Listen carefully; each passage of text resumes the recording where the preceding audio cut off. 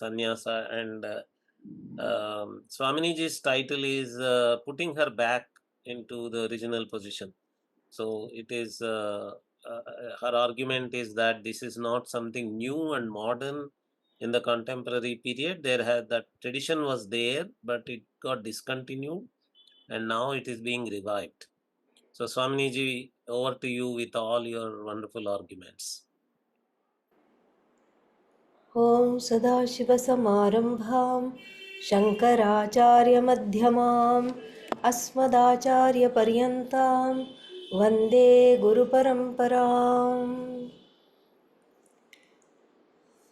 We have as the topic putting her back in Vedic hermeneutics. A little pun there, that's all. And this is a um, this is a topic that is dear to my heart, primarily because there is a connection between looking at this topic and also living a life as a female renunciant. And so there is an overlap, and also since this is an academic conference, I am telling in full disclosure, there is this is the connection. So I'm not not that anyone can be, that one is not some kind of a observer, an objective observer, because really there is no objective observer. Vedanta tells us that, and even good research tells us that. So what we have is basically the honest thing to do is state one's position. And so from this standpoint, I'd like to go back to an incident in my life when I was 6 or 7 years old. I was taken by the elders to see one big pontiff, Sringeri Acharya. And we don't have one pope. As we know, we have many, many popes. Everybody in the family pontificates from the grandma onwards. And so one such pope-like figure, not the current pontiff, but his immediate predecessor was the one we are talking about. So we were in a long line going to see him, and I was told that he is a very holy man, and if you touch his feet, all your desires come true. And I was very excited. I said, "Oh, this is wonderful." And as a 6-year-old, I had a lot of desires, and I said, this is really nice. And I made a list of all the things I wanted to pray for as I touched his feet. And then when finally we snaked through the line, and when my turn came, I caught hold of the Acharya's feet and I was praying for all the things that I wanted. Unbeknownst to me, some kind of a pandemonium broke out, because apparently the women are not allowed to touch Shankaracharyas. In fact, men are also don't touch them that much, but still there are few exceptions. But with women, it is not allowed at all to touch the Shankaracharya. And so pandemonium broke out. They wondered if the audience would be stopped, because the holy Acharya would have to go take a bath, having been the body having been rendered impure by the touch of a female figure. But the Acharya was truly enlightened, because he just calmed everybody down and said, "It's a child. Relax. It's a child, and children are faces of God." And then it was neutralized. The charge around it was neutralized. So then it made me wonder that what is it that I had done? What kind of a rule had I breached? What was it that was wrong? And why were women not allowed to touch the feet, etc.? Then fast forward into the early 2000s, and where I was the only female delegate to the uh, Hindu Jewish religious conference, religious meet, and I went to I went to Israel for that purpose, and there was a letter that I received from both sides, from the Swami delegation, where I was the only woman who was the delegate, and also from the rabbi delegation in Israel, where again I was the only woman. And the letter from the Swami delegation stated that there was one Swami, forget touching, he was not even allowed to look at women. And they just said, you have to be out of sight because he cannot look at women. You must not be in any group photo with him. You should not be with him. You should not be anywhere. I said, oh, this is very interesting. And then from the rabbi delegation, I got another letter which said that as a woman, women should not address the rabbis. The rabbis should be, the women should be quiet. You are a woman, you should be quiet. You should be only talk when you are first addressed. You should not, come and talk to them. Then I took both these letters to my teacher and I said, Swamiji, I think we are wasting money to send me on this delegation, because what difference will I be able to make?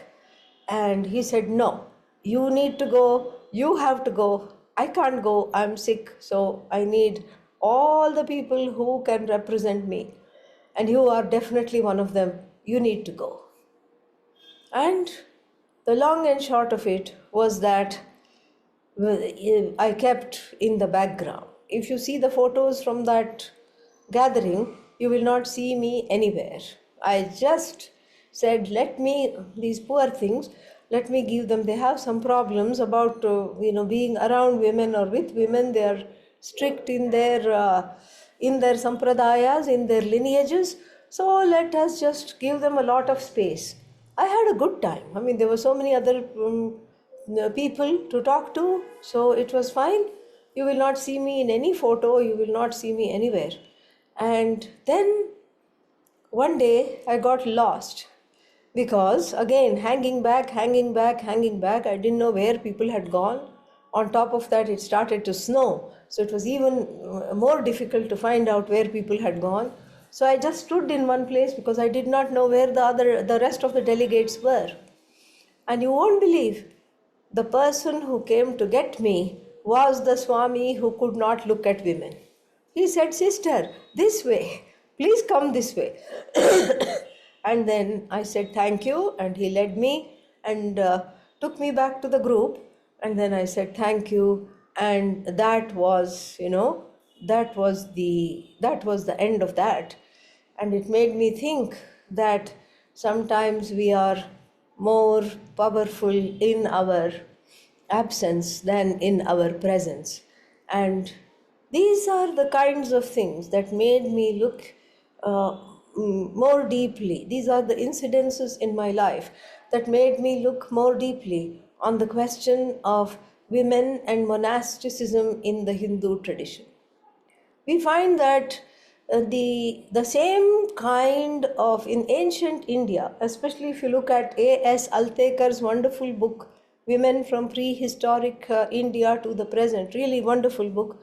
It will describe with very good backups and quotations and citations from the Shruti that women were indeed leaders, teachers, and allowed to study the Upanishad. We find this even in the Paninian grammar. We find that the student of the Kathopanishad, Kathaki, a special word is coined by Panini to show a woman who is the student of the Kathaka branch of the Yajurveda. Very, very interesting. So that means simply a word will not be coined unless there are adherents and people of that description. The people of the description must be there, only then the word makes sense. So like this, we find that there are lots of such examples where the same rules that applied to the men also applied to women. The men would go for 12 years of Gurukula, and the women would also study, either the girl children would study at home or in a female Gurukula, which again have become very, very extinct. And this also we find from ancient books where Panini was one such, the great grammarian was a great espouser of women's education, girls' education. And even the most conservative, the people who think he's a very conservative writer, the Manu Smriti, even he says women should be initiated into the study of the Vedas. Striyam maunji karanam ishyate. So this is something which is very, very important to understand. And so after the Gurukula education was complete, the men were given two choices. You either become a brahmachari and on the path of sannyasa, renunciation. Why? Because you started to study the second portion of the Veda. The first portion of the Veda was taught, memorized in the Gurukula in the early stages, because that's all what one can imbibe at that stage. The knowledge of Brahman, esoteric, free of all names and forms, etc., is very, very difficult to encapsulate. It's very, very difficult to assimilate in that young age. At that age, we need to teach the children do's, don'ts. Do this, don't do this. If you do this, that you're not supposed to do, there will be consequences. These are the kinds of things that the young ones are taught. And then if one is interested, then one continues as a brahmachari, because one says, I have no interest in marriage and all these things. I will continue to study the second portion of the Veda, which throws to the wind all the injunctions and prohibitions, the vidhis and the nishedha of the first portion of the Veda are thrown to the winds. Why? Because this is all about understanding that I am the whole, I am the truth of everything. And this is again one more paradox in the vision of Vedanta, that all the rules apply until I'm prepared to know the truth of myself. Once the preparation is there, the rules do not, the rules have exhausted themselves. And so the men could do that, and the women could also do that, and they were known as Brahmavadini. And the girls who went on to get married were known as Sadyojata Vadhu. Sadyojata Vadhu, and then Brahmavadinis. These were the two kinds of options given to women, and the same was there given to men as well. And excuse me, I have a cold. That is what is some little bit of interruption might be there. But then we find that uh, along with the creeping up of the patriarchal influence, not just in the Hindu tradition, but in all traditions across the board, the religions became more and more and more patriarchal. And even by Adi Shankara's time, which we already think is very ancient, the damage had been done. We find this, for example, in the commentaries. We'll take some examples from the Shruti, Smriti, and Itihasa to illustrate this. We find this in the commentary of the Brihadaranyaka Upanishad, and the citation for that is I will get to that in 1 second. Hold on. I just had it here. In the sixth Brahmana, it will come, and then there is a section on how to have the kind of specific kind of children. Like if you want a child that is as bright as lightning, what do you eat? What do how do you do this? What do you eat? What do you how to behave, etc., etc. These were what is that called? Injunctions for the parents. Yeah, this is the injunctions for the parents. Yeah, it's in the first chapter, 1, 9, 19. And so this is the section, and this mantra here says, Atha yadi ya ichet duhita me pandita syat tilaudanam sarpishmantam pachayitva ashniyatam. So, atha, if what? Somebody desires. Yadi yaha ichet. If somebody desires. What do they desire? If somebody desires, duhita me pandita syat. May my daughter, may I have a daughter that is a pandita. May I have a daughter that is a pandita? If anybody desires, then please eat tilaudanam. Tilaudanam means like rice and sesame seeds, sarpishmantam, fried in butter, roasted in butter. So, how to eat that, what to eat, how much to eat is not given, but the general idea is that the Upanishad is fulfilling the desire here of the people, and then the people in those days did have a desire of what? Of having a scholarly daughter. So, a scholarly daughter means something above, beyond, above and beyond the general division of labor that was assigned to women, etc. That's what one would think.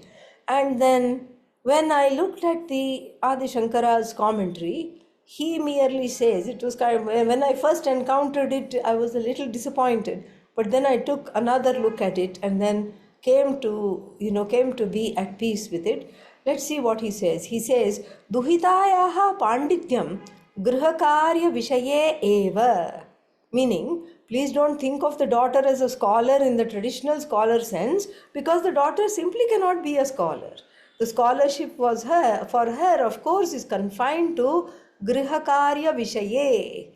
In the home, scholarship in the home, how to cook for people, how to clean, the cooking and the cleaning and the interior decoration, perhaps in the household realm, how she manages the house, how she does all these things. This is what you have to look at. Don't look at don't think of her as a scholar. Adi Shankara warns, and Adi Shankara says, no, it is not scholar in the traditional sense. And even though one might think that, oh, Adi Shankara is being very, very backward, he's not being backward. He is being merely, he's reflecting the historical conditions of his time. He did not see women being he did not see women being educated. He did not see women writing books. He did not see women scholars. These were all in the Upanishads. Gargi, Maitri, all these people. These were all ideal types of people in the Upanishads, and certain other sages that we revere, rishis. And again, here is a small caveat. People like to call female rishis as rishikas. There is the pratyaya ka is in the form of like a diminutive. So I prefer not to use that. I think we can just say rishi or rishini, because this is not some kind of a diminutive scholar or rishi. So those are all revered and given tarpanam and eulogized. So that means they were there, they were entitled to scholarship, they were entitled to sannyasa. And scholarship went together with sannyasa, because somebody who was so much into studies was not really into grihakarya vishaya. This was something that was understood. And so we find that by Adi Shankara's time, the practices that were there and the stories of the Upanishad were not there at all. It was already gone. And then if we read Altekar's book, he will tell us that the Sama Veda was kept by women, because it's a musical Veda, it is sung. And then one fine day, the men came and said, you cannot chant the Sama Veda, you cannot chant any Veda, you cannot chant Om, you cannot study the Rudram. Why? Why can't I study the Rudram? Well, simply because, if you study the Rudram, what will happen? You will get Vairagya. You will feel like leaving everything. And then who is going to cook?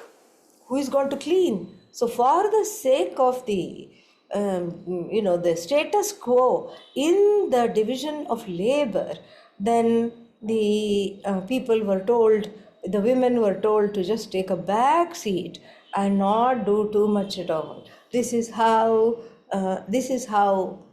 things evolved, or should I say, or should we say, devolved, because there is no evolution here, really speaking. It's a devolution.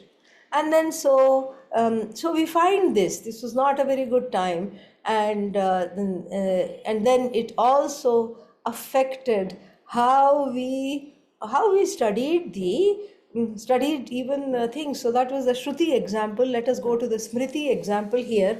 The Smriti example of women getting moksha. And for the sake of moksha, I said there are two lifestyles. One can study while being a householder, or one can study after giving up everything. Sanyasya Shravanam Kuryat. These are the two lifestyles. And now the two lifestyles is so here we have a very difficult verse in the Bhagavad Gita, and I refer to the 32nd verse of the 9th chapter, which is a kind of a bane of every Vedanta teacher. Just like in the West, we avoid the number 13. And, even in the elevator, the lift goes from number 12 to number 14. There will be no 13th floor. And in the movie seat, rows, row number 12, row number 14. So, like that, in a way, we wish that we could just teach verse number 31st and then go straight to verse number 33rd. But alas, verse number 32nd is here to stay. It is part of the Bhagavad Gita, and it is called Gita Upanishad. It is like an Upanishad. So we have to look at it very, very carefully and see what this 32nd verse says, how it has been commented upon by traditional commentators, and then what we need to do to look at it differently. So first let us see what is the problem with this verse. माम हि पार्थ व्यपाश्रित्य येऽपि स्युः पापयोनयः स्त्रियो वैश्या तथा शूद्राः तेऽपि यान्ति परां गतिम्. So here that what is that, the translation. So it's a troublesome translation, because in Sanskrit is a very elastic language. It's all just how you put stuff. But then it's an awkward verse. Why? Because of this word that hangs out and hangs out in your face. What is that? Papayonayah. Papayonayah means those who are the product of bad karma, people who have done terrible things in their last life, because of which they occupy bodies of disenfranchisement, disempowerment, which makes them disqualified for moksha. Like what? Like merchants. Why? What is the connection between merchant and moksha? Why should the merchant be disqualified from moksha? Well, the idea is, this is a stereotype, that the merchants are always thinking about money, and they are worried about who they have lent money to, when the debitor will come and give them the money, all these things. And so the merchants are not able to focus on Brahma Vidya, and thereby moksha, sannyasa, etc. They don't have that wherewithal. Then Vaishyaha, these are the merchants, and then Shudraha. Shudraha means the service class. The service class again, because they are temperamentally unfit. This is the stereotype. The temperamentally unfit for the pursuit of knowledge, because they are there is a lot of tamas, and because of that they are disbarred from this. And then what? Then striyaha. Striyaha means women. So the women also here are called papayonis in the traditional understanding. Why? Because it's a body of disenfranchisement. One has fewer rights. One has lesser lesser power, and this kind of a thing. Even in the spiritual realm, even when things have changed so much, there is still a lot of pain. And then, even in the worldly realm, there is pain. There is the pain of giving birth to children, all these pains which nobody else has to endure. So, all these kinds of things, it makes it Papa Yonayaha. And then here it's a kind of a backhanded compliment that if they really take recourse to the Bhagavad Gita, if they take recourse to Lord Krishna, if they become devotees, if they work on themselves, they are all fit for moksha. They are not excluded at all, even though the society, the traditional society, may exclude them. They are not excluded at all. So, very troublesome verse. But my teacher had a very different understanding of it. Swami Dayananda ji honed in on one word in the verse, tatha. Tatha means in the same manner. So, as you know, in poetry, you can put the words in different places. It doesn't read, subject, verb, subject, object, verb. It doesn't read like that. Especially in Sanskrit, you can put verb, object, subject, object, and all the other qualifiers. You don't have to have a particular way of doing this. And so here, striyo vaishya tatha shudraha. What is this thing tatha?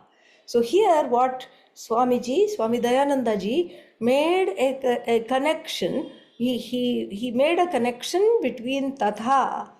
Tatha means in the same manner. This little word tatha doesn't have any meaning there unless there is a hidden yatha. Yatha tatha, just as, so too. Just as the Papa Yonayaha, and here the Papa Yonayaha have been taken as a different category. And who are these Papa Yonayaha? People given to crime, serial offenders. This is Papa Yonayaha, and they are all redeemed if they repent and if they atone, and if through their bhakti and shraddha, then they are redeemed. And what to talk of other disenfranchised people in the society, like women, and then people of other groups. So this is a completely different reading and makes it for a much more woman-friendly understanding. Woman-friendly understanding means woman for fit for moksha, that kind of an understanding, like an understanding of possibilities. That is something which is very, very important. And thank God for Swami Dayananda ji to come forth with this kind of a interpretation for this verse, and to basically redeem the verse from the clutches of the wrong meaning with which it had existed for so many decades, and for reviving the sannyasa ashrama for women. So this is something which is very important. Now we'll go to the Itihasa, one example from the Itihasa that should get a lot more attention than it has got. And I do not know why many people have not picked it up. It is from the Mahabharata, and then it is in the Shanti Parva, Sulabha Janaka dialogue.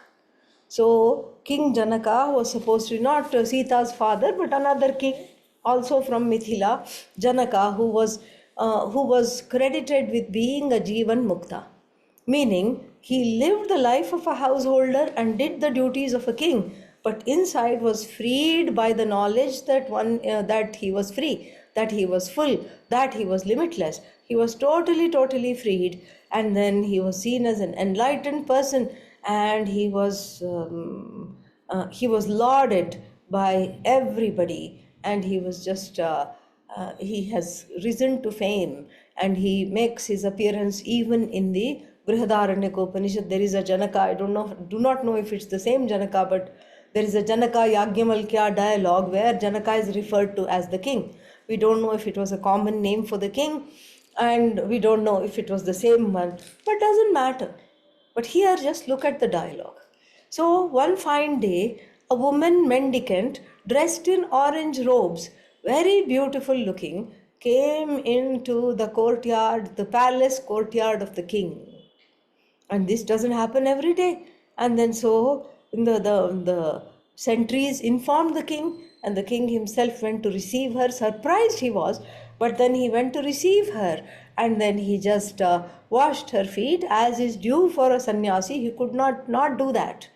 He washed her feet, he put her on a pedestal, sat beneath her, and gave her a lot of things to eat and drink. She was famished. She was a parivrajaka. She had been going around here and there, and after the after she had had her fill, his atithya was complete. Atithya means what? His hospitality, or so he thought. He started to, without any provocation, and here I'm not making this up, I have read the original, and without any provocation, she hasn't said a word sideways, she hasn't even opened her mouth. She just came in and then had something to eat. That's all she did. And without any provocation, the anger of Janaka comes through. It is more than an anger, a kind of a controlled, this is my interpretation, passive aggression. A kind of a controlled passive aggression comes through, and then and then he just asks all these questions. Who are you? To whom do you belong? Where did you come from? How can you just come without any invitation? You didn't have invitation, or even you didn't inform me. You didn't get an invitation from me. You didn't inform me. I don't know you. You don't know me. And besides, you have gone inside my head. I see that you have traveled inside my head. How dare you? This is a kind of a violation. Meaning, with her yogic powers, she could read his mind. And with his yogic powers, he found that he was being read. So, if you have nothing to hide, and if you are being read, it's okay. Then why to get angry? Because obviously there was something to hide. And then he goes on. His monologue, we can't even call it a dialogue at this point. His monologue is 4 or 5 pages. And in this monologue, he just goes on, berating her and then putting himself in a great light because he's so threatened. He's threatened that he's a householder. He's threatened that she's a woman and a sannyasi. And then he's just, he says, I am a Jivan Mukta. And Panchashikha, my guru, Panchashikha ji, has told that I am a Jivan Mukta, and then I have studied this, I have studied that, and look, I manage the kingdom, and in my hand there is a scepter and a crown, and you have a tridandi, it's the same thing, you have a tridanda, and then it's actually the same thing, it's not any different. Why do you think it's different than me? And I am the same, you are the same, and then so basically I am better than you. And why am I better than you? Because look, I'm managing a kingdom. What are you doing? You're just going somewhere. And I don't even know. And immediately he casts aspersions on her character. A very old ploy it's a very, very old playbook. If you want to insult a woman, just say, we don't know where you come from. And you don't know what you're doing, and you don't know this thing. And then he says, you are too beautiful to be a sannyasi. So there is again a stereotype, and he just goes on and on and on. Sulabha listens to this, it is said in the Mahabharata, with a small smile playing at her lips. She waits for him to finish.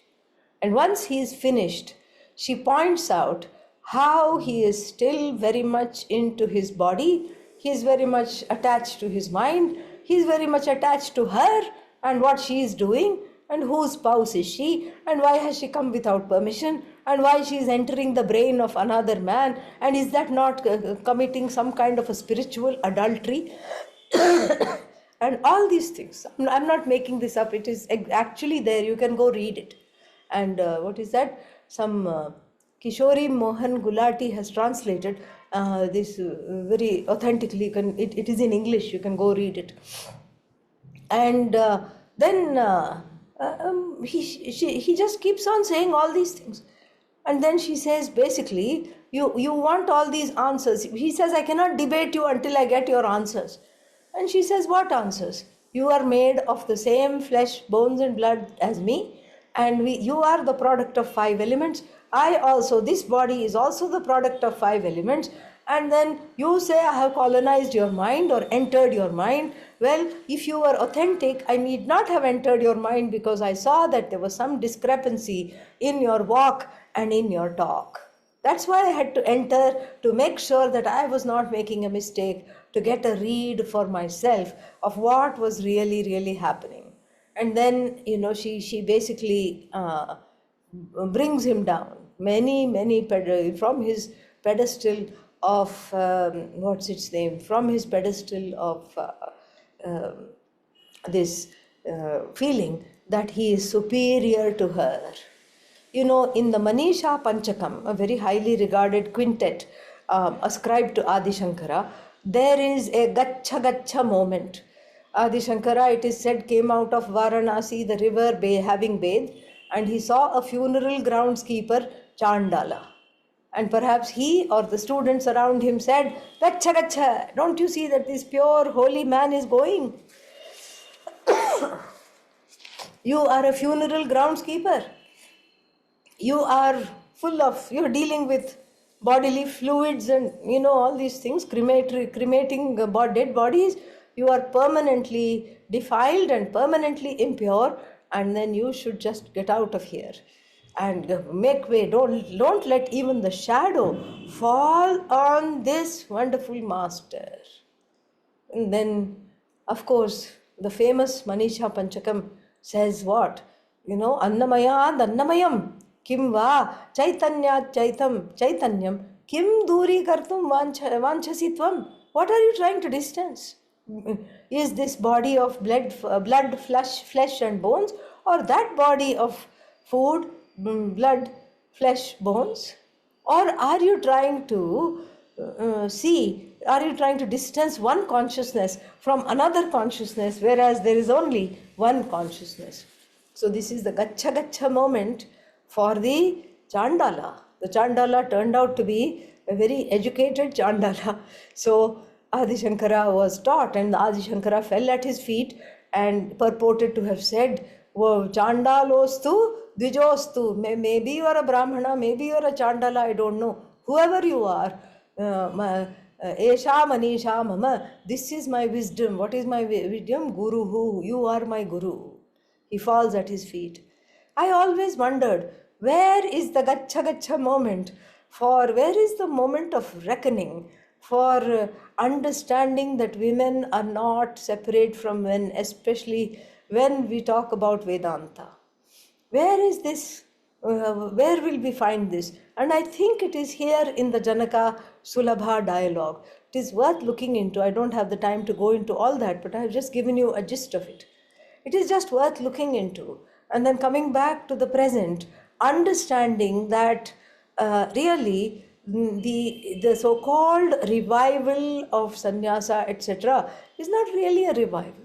It is something which was already there, and it is going to, as Nagaraj Garu said very wonderfully earlier, it was already there. It is continuing to be there, and it is very much here. And even now, coming to the present time, even now there are biases. So, like for example, when we talk about a male monk, without any qualms, it is Swamiji. The honorific G is added normally and without thinking. But when you think of a female monk, people say what? Swamini. Not that it matters. Swamini is all the same. But why the difference in this application of the honorific? That is one thing. And secondly, sometimes it is even a stretch for people to say Swamini. Forget Swamini ji. Even to say Swamini. It will be Amma, Why Amma? But this is, nothing wrong in saying Amma. But if you call me Amma, I'm going to call you Appa. That's all. If you call me Mataji, I'm going to call you Pitaji. And you ask any male monk, they would hate to be addressed as Pitaji. They would hate to be addressed as Appa. This is something we have to keep in mind, because language matters. How we go forward matters. And we are living in 2024, where the where there is absolutely no difference. And we are the torchbearers and the harbingers of a new tomorrow, a tomorrow that is as glorious as the Rishinis described in ancient India, as the Rishis and the Rishinis described in ancient India, as glorious and as wonderful. It is in our hands to further this. It is in our hands to not make this some kind of not extend this division of labor between men and women, the classic stuck in which we are stuck, the division of labor, also bringing it into the spiritual realm. It is important to do that because everything matters. Language matters, hermeneutics matter, interpretations matter, and walking the talk also matters. Thank you very much. Om Tat Sat. Thank you, Swamini ji. That was not just a very erudite and scholarly analytical talk, it was also a highly radical uh, postmodern 2024 talk also. I hope it wasn't off-putting to many people, because if it is too radical, we will lose people along the way. No, no, actually, not many contemporary people get put off. Actually, there are some messages in the question and answer box Yeah. agreeing with you. There is an anonymous attendee, I do not know whether woman or man, but as a realized person, did he not see the potential for women to be scholars in the traditional sense? In a different historical context to his prompting him that instruct the society about that potential option anyway. And another anonymous attendee, also men performed other essential duties in the society too. So if they took to sannyasa, the thought of who would do those duties could have been different to them to taking to sannyasa too. No, I am wondering why he said this only about women then. I am also wondering that. And so many are agreeing with you. And there is one Aditi ji who is saying, exactly, Swamini ji, you are voicing many of the same views we had. Thank you for stating these. So there are not many people who are put off. Oh, Aditi that's ji is good. also saying, we too wondered about that story of the Chandala and Adi Shankaracharya and how the same principles weren't applied to different sexes with respect to sannyasa and other spiritual aspects of human life. Swamini ji, this morning, some mention there is one Surekha Bhatt raised hand. Uh, Ma'am and sir, if you have any questions, you can type your questions in the question and answer box. We don't have a facility to directly interact with you. This is a webinar mode of Zoom, so that has no facility of directly interacting with you through voice. Okay, so this morning there was this mention of uh, widows living the life of a sannyasini. Yes. Uh, they had the saffron clothes also. Some of them white, even white was a sannyasa Yeah. costume. Yes. So they, and also there are many mathas where these widow women were staying. Yes. So that was also there, and it's not specifically in the entire Vedic tradition, but you have Shaivism where you have Akka Mahadevi. Yes. Of course. And Akka Mahadevi's story became a role model for many other such yoginis and Yes. swamis. Absolutely. Uh, And and the Bhakti saint poetesses in the Bhakti. middle, yeah, like Bahina Bai comes to mind in the 17th century, and she actually said, the Vedas cry out, the Puranas shout. This is a poet. Hmm. No good will come to a woman. They are defilers and seductresses. Oh Lord, how can I reach you? How can I reach the truth if that is the case? She wonders. It's a very small poem, very poignant, she has written. So Bahinabai, Janabai, all these people, Muktabai, and lot of saint poetesses from Maharashtra, they voiced this very much. We had talks on Avadhuta tradition. Yes, That was the penultimate talk about a certain Avadhuta. yes, And we have a very big list of these women Avadhutas. yeah, Uh, I come from a place where there is, in the modern contemporary language, an SC, I should say, government language. yeah, SC woman yeah, was an Avadhuta yogini, yes, and there is a temple constructed for her. There is an annual court festival, Rathotsava, that takes place to commemorate her samadhi. And there's a huge list of that happening. So if we take all these examples of, say, Akka Mahadevi and Akka Mahadevi type women, they getting accepted in the villages and tribal areas and all that, yes, then I think this problem that you were pointing out seems to be a typically urban problem, yes. typically elite problem, Intelligentsia. intelligentsia problem, Yeah, urban problem, and modern problem.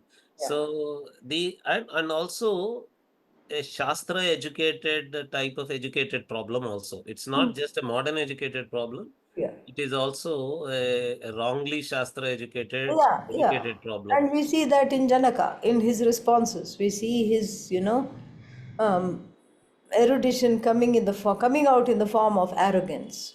Yeah. So this among villagers we don't see this. Among they easily accept a woman sannyasini or yogini or avadhuta, Yes. and they respect her as much as they respect a male avadhuta Yes. or a male sannyasi yogi. So Yes. yogini and yogi don't make big difference for them. Uh, yeah, so that was a really very interesting kind of arguments that you were making. I think your video recorded talk, when it gets uploaded on YouTube, just for the reason of the strong voice that you are making, I think it will get several views and will become definitely viral.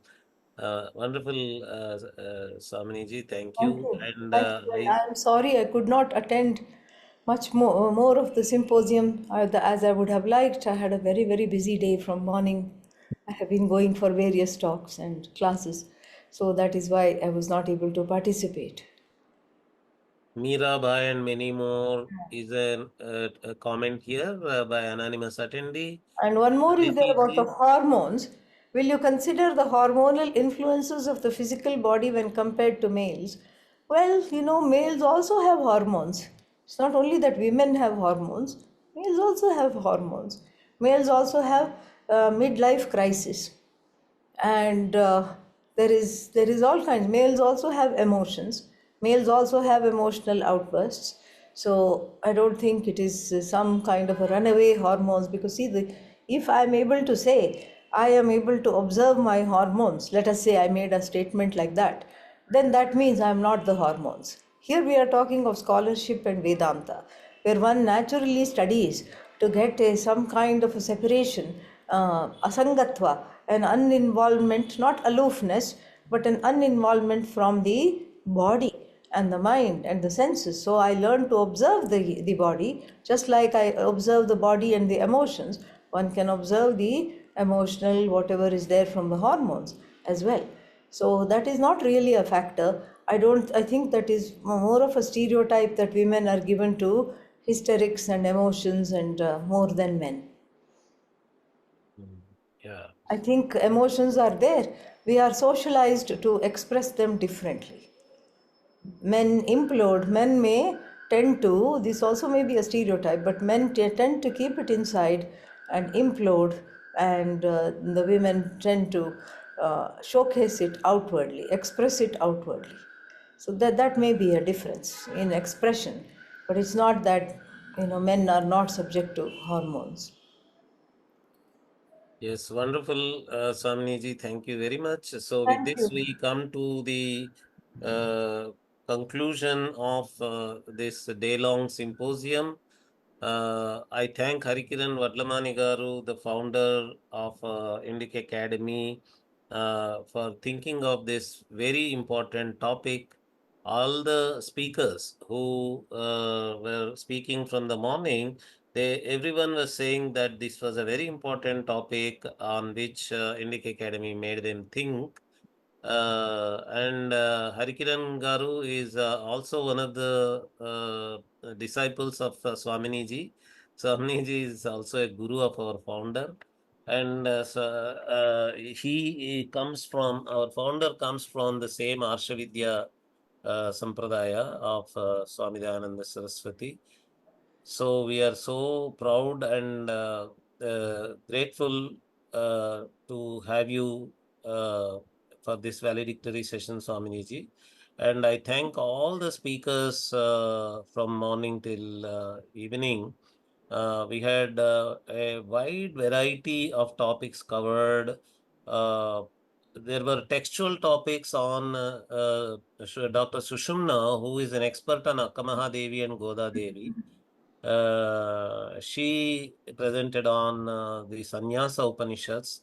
Another textual topic was on Mahabharata. Shivakumarji Mm. presented on Sannyasa discussion in Shanti Parva of Mahabharata.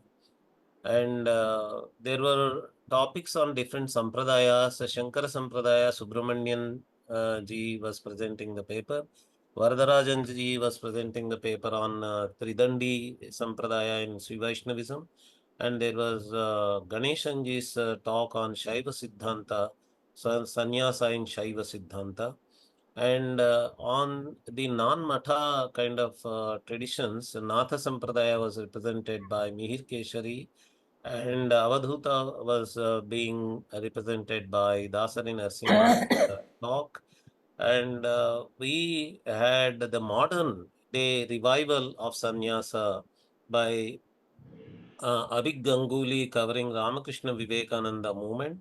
And the same Ramakrishna Vivekananda movement was covered through the discussion on Song of the Sannyasin by Kanchan Gugateji. So this symposium had all the diversity that was actually required, all the different varieties of topics that are required to be covered in the seminar, in the symposium, were covered. I thank all the speakers, and I particularly thank all the audience who have been staying from the morning. Actually, there was an amazing surge of audience uh, during the last talk. The number of audience came completely low by the time Swaminiji entered here. But I think the fanfare around Swaminiji is so much that suddenly there is a surge of audience. I thank all the audience who newly joined during the talk of Swaminiji also. I particularly thank those audience who stayed from the morning till evening. The whole day they have been staying, paying attention to the talks.